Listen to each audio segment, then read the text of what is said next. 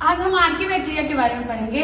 Archie bacteria is a group of prokaryotic organism. Group of prokaryotic organism. Prokaryotic organism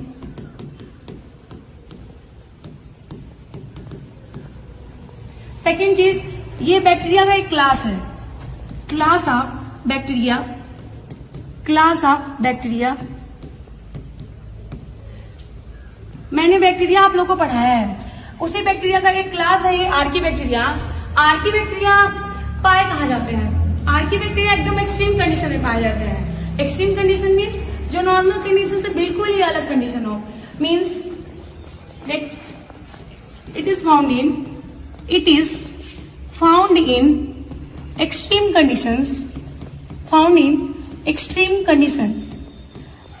Extreme condition means harsh conditions. Harsh conditions.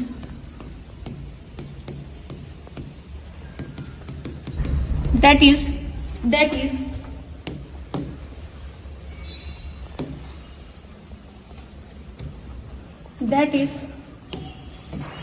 high temperature, high salinity, and high acidic environment. High acidic environment.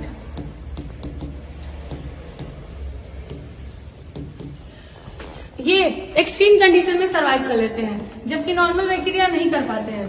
Archie bacteria high salinity area में भी survive कर लेते हैं। Salinity means वो area जहाँ पे salt का concentration बहुत ज्यादा हो।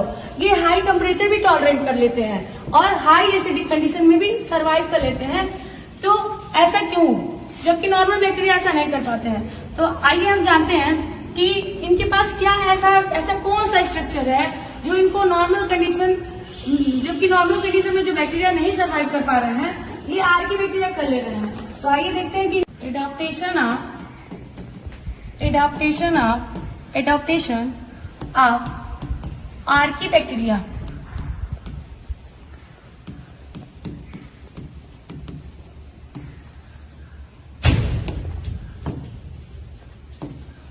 अब हम बात करेंगे कि आर्की बैक्टीरिया कैसे एक्सट्रीम कंडीशन में सर्वाइव करते हैं। तो इनके लिए इनके पास दो स्पेशल एडाप्टेशन है। फर्स्ट इनका प्लाज्मा मेम्ब्रेन का structure. First structure of plasma membrane, जो कि नॉर्मल बैक्टीरिया के प्लाज्मा मेम्ब्रेन से डिफरेंट होता है। और second thing, structure of cell wall. तो हम सबसे पहले बात करेंगे स्ट्रक्चर ऑफ प्लाज्मा मेम्ब्रेन की।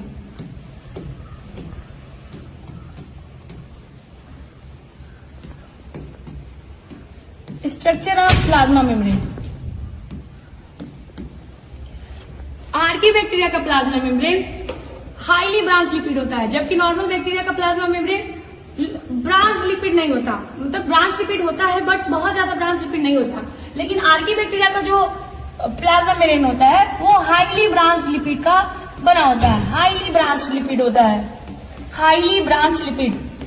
और ये हाई ब्रांच लिपिड इस प्लाज्मा मेम्ब्रेन को प्रोवाइड करते हैं स्ट्रेंथ।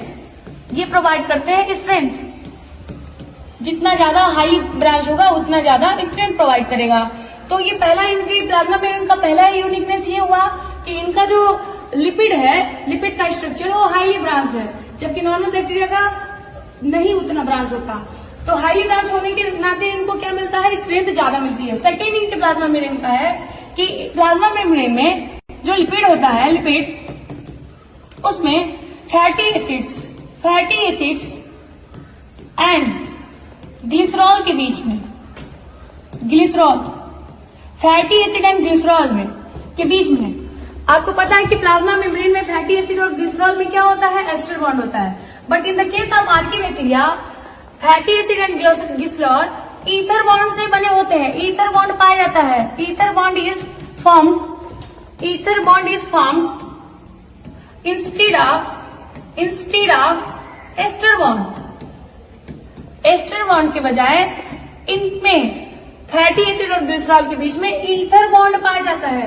और ईथर बॉन्ड एस्टर बॉन्ड से थोड़ा सा स्ट्रॉन्ग बॉन्ड होता है। एस्टर बॉन्ड और ईथर बॉन्ड के कंपेयर में ईथर बॉन्ड स्ट्रॉन्ग बॉन्ड होता है, स्ट्रॉन्ग बॉन्ड है, जबकि एस्टर बॉन्ड वीक बॉन्ड है। और ये ईथर बॉन्ड फ्लूइडिटी को डिक्रीज करता है। ये क्या करता है? Decrease membrane fluidity of plasma membrane में जो लिपिड है वो फ्लूइड नेचर का है, वो तैरता रहता है। लेकिन जब यहाँ पे ईथर बॉन्ड का फॉर्म हो जाता है फैटी एसिड और ग्लिसरॉल में, तो जिसकी वजह से क्या होता है, ये बॉन्ड स्ट्रांग हो जाता है और मेम्ब्रेन की जो फ्लूइडिटी है वो क्या होती है? डिक्रीज हो जाती है, जिसकी वजह से ये हाई टेम्परेचर में, जिसकी वजह से इनका जो प्लाज्मा मेम्ब्रेन है वो high temperature, high salinity and high acidic environment tolerant कर लेता है।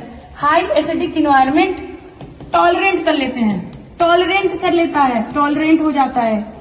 तो ये इनका पहला एडॉप्टेशन हुआ प्लाज्मा मेम्ब्रेन। सेकेंड एडॉप्टेशन के बारे में, जो कि इनके सेल वॉल का स्ट्रक्चर है। तो आइए देखते हैं इनका सेल वॉल। जो आर्कीबैक्टीरिया है उनका सेल वॉल पेप्टिडोग्लाइकॉन का बना होता है, और हमें पता है कि नॉर्मल बैक्टीरिया का भी सेल वॉल किसका बना होता है? वो भी पेप्टिडोग्लाइकॉन का बना होता है।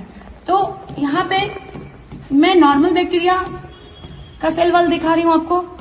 नॉर्मल बैक्टीरिया, इनका भी सेल वॉल पेप्टिडोग्लाइकॉन का बना होता है, और जो आर्कीबैक्टीरिया है,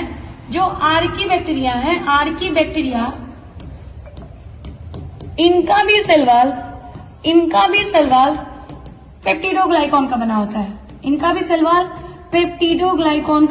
है।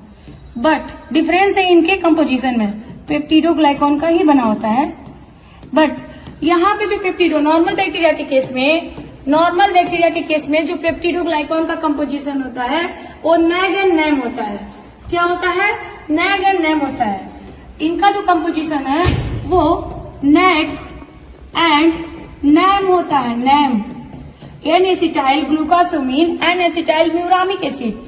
बट हम बात करेंगे आर्कीबैक्टीरिया के पेप्टिडोग्लाइकॉन का कंपोजिशन, तो यहाँ नैग तो होता है बट नैम की जगह नैट होता है।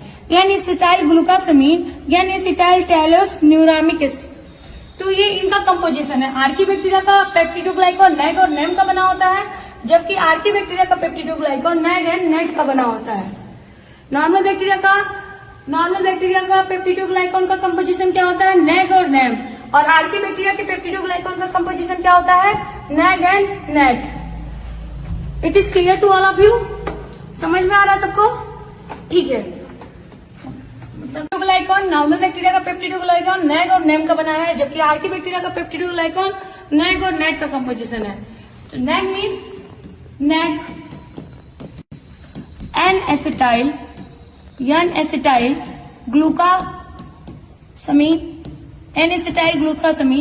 एंड नैम स्टैंड फॉर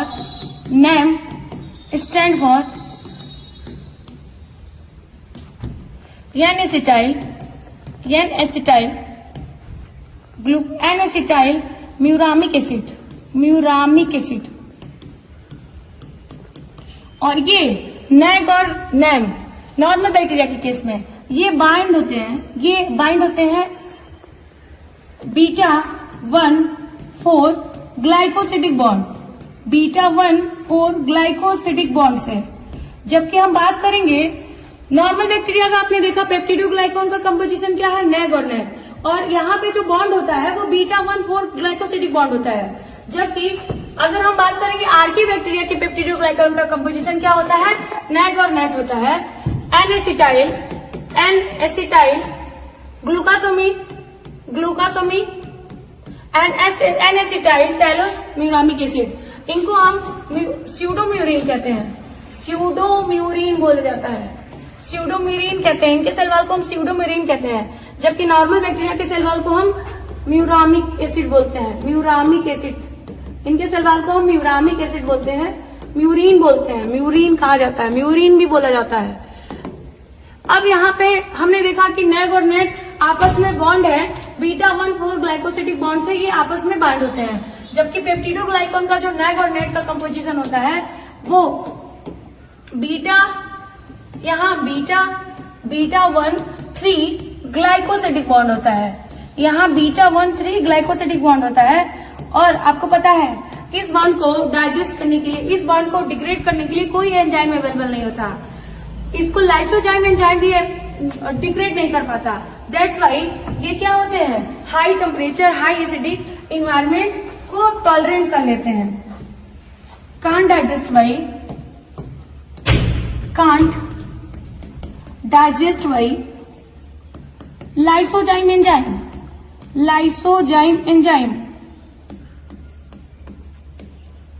जिसकी वजह से ये क्या करते हैं, हाई टेम्परेचर हाई एसिडिक और हाई सैलिनिटी इन्वायरमेंट में सरवाइव कर लेते हैं। Means extreme to extreme condition में ये टॉलरेट कर लेते हैं इनके इस एडॉप्टेशन के कारण। तो पहला एडॉप्टेशन हमने देखा इनका प्लाज्मा मेम्ब्रेन का स्ट्रक्चर जो कि हाईली ब्रांच लिपिड था और एस्टर बॉन्ड के बजाय ईथर बॉन्ड फॉर्म हो रहा था ग्लिसरॉल और फैटी एसिड के बीच, जो उनको स्ट्रेंथ प्रोवाइड कर रहा था और स्टेबिलिटी प्रोवाइड कर रहा था, और क्या कर रहा था, मेम्ब्रेन की जो फ्लूइडिटी नेचर है उसको डिक्रीज कर रहा था। और बात करेंगे सेल वॉल के स्ट्रक्चर की, तो नॉर्मल बैक्टीरिया का सेल वॉल किसका बना था, पेप्टिडोग्लाइकॉन का बना है, जबकि आर्की बैक्टीरिया का भी सेल वॉल इनका पेप्टिडोग्लाइकॉन का बना है।